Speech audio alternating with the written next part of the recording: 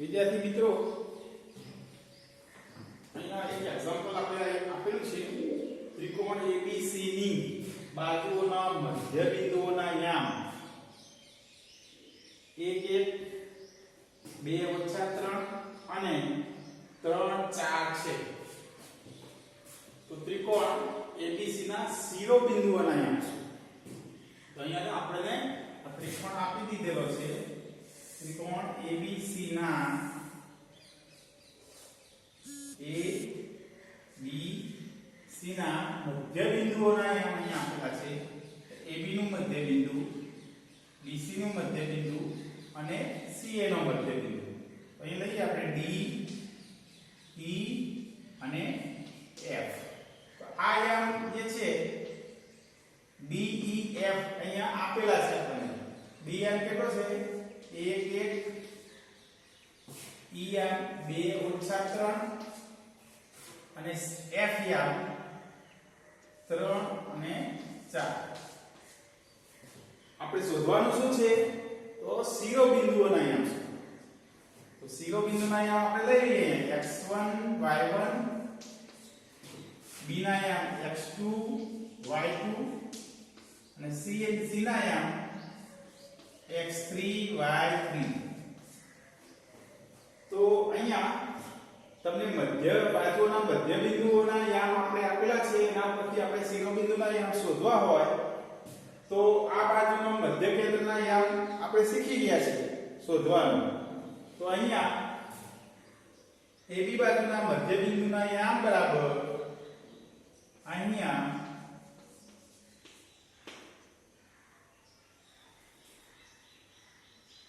A x1 y1,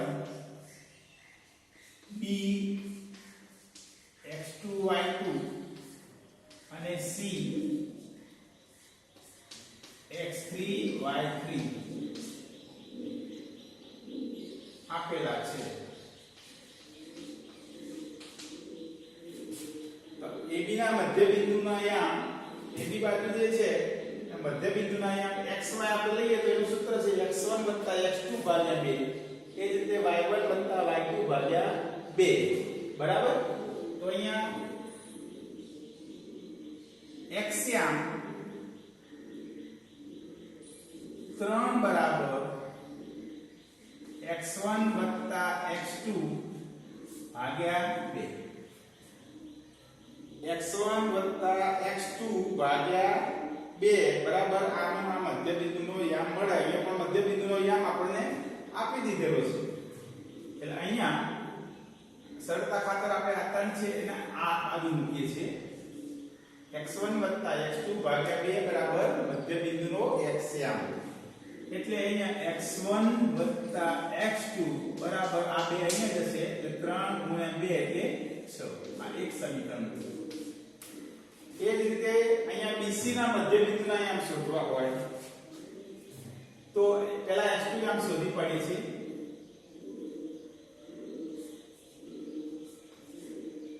x2 + x3 ભાગ્યા 2 બરાબર આનો એક આપેલો છે. આ બેને આ બાજુ લઈ જઈશું તો x2 + x3 બરાબર આ બે અહીંયા જશે એટલે 2 × 2 x2 + x3 બરાબર 2. આ સમીકરણ નંબર 2. એ જ રીતે x3 + x1 ભાગ્યા 2 બરાબર 2. x3 + x1 ભાગ્યા 2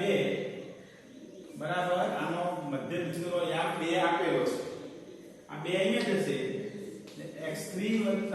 x1 ભાગ્યા 2 અહીંયા જશે બરાબર 4. આ સમીકરણ નંબર 3. એ જ રીતે y યામ આપણે શોધી પાડીએ. મધ્યબિંદુના યામ અહીંયા આપેલા છે. એના ઉપરથી આપણે મધ્યબિંદુના યામ માટેનું જે સૂત્ર હતું એના ઉપરથી અહીંયા y1 + y2 આ જ રીતે y1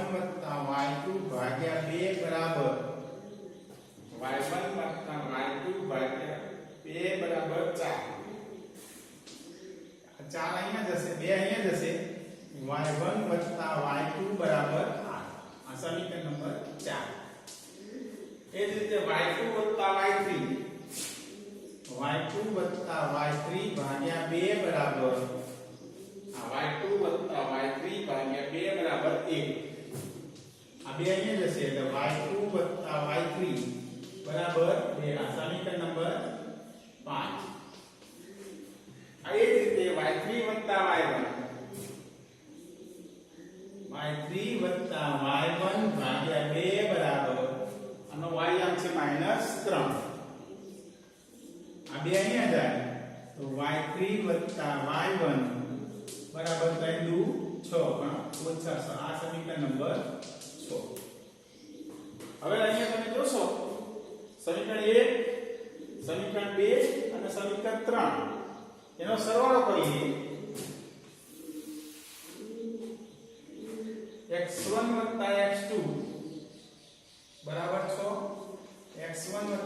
x2 બરાબર 6 બીજું સમીકરણ x2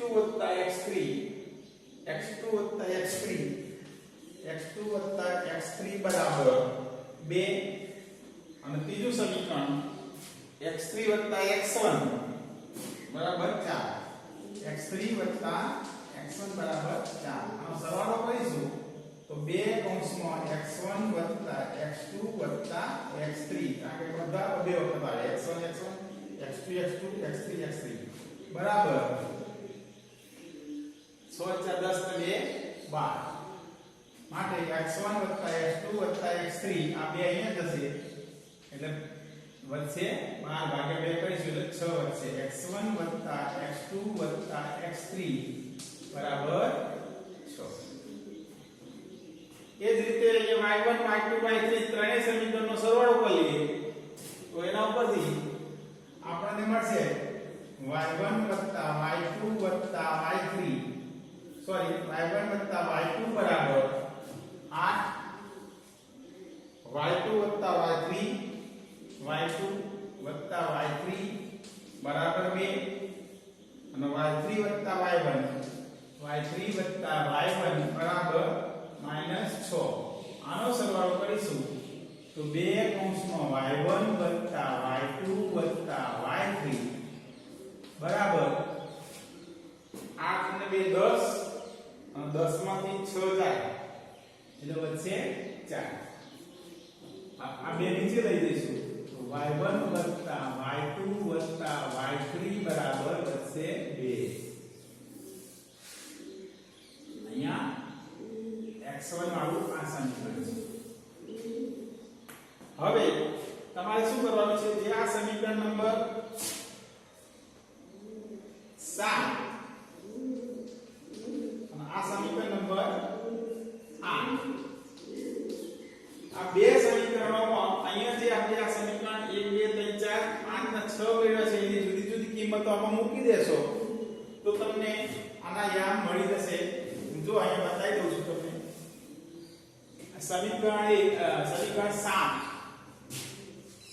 સમીકરણ 7 માં x1 x2 ની કિંમત તમારે મૂકવાની છે સમીકરણ 7 કઈ છે આપણું x1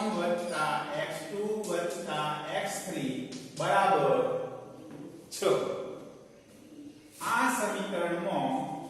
તમારે સમીકરણ 1 ની કિંમત મૂકી દો x1 x2 ની જગ્યાએ કેટલા મૂકવાના થશે આપણે 6 તો x1 x2 ની જગ્યાએ 6 મૂકું તો 6 x3 બરાબર 6 તો આ 6 આ બાજુ છે x3 બરાબર કેટલા થશે 6 - 6 એટલે 0 આ એક યામ મળ્યું બરાબર એ જ રીતે આગળ આ જ સમીકરણમાં x2 x3 ની કિંમત મૂકવાની છે આ જ સમીકરણમાં x2 x3 ની કિંમત મૂકશો તમે તો x1 x2 ને x3 ની કિંમત કેટલી છે 2 બરાબર 6 આ બે આમ જશે તો x1 બરાબર 6 માંથી 2 જશે એટલે 4 અને ત્રીજું આ જ સમીકરણમાં x3 x1 ની કિંમત મૂકીશું આપણે તો વચ્ચે x2 તો x2 વત્તા અહીં x3 અને x ની કિંમત 4 છે તો 4 બરાબર 6 આ 4 આમ થશે તો x2 બરાબર 2 આ રીતે તમે ત્રણેય x આમ શોધી શકો ત્રિકોણના એ જ રીતે તમારે y આમ શોધી કાઢવાનું છે અહીંયા y આમ તો y આમ અહીંયા આ જે સમીકરણ 8 રહ્યું એ સમીકરણમાં y1 અને y2 ની કિંમત ત્યાર પછી y2 અને y3 ની કિંમત અને ત્યાર પછી y3 અને y1 ની કિંમત તમે મૂકશો તો તમને અહીંયા y1 y2 અને y3 એમની કિંમત મળી જશે તો સમીકરણ 8 માં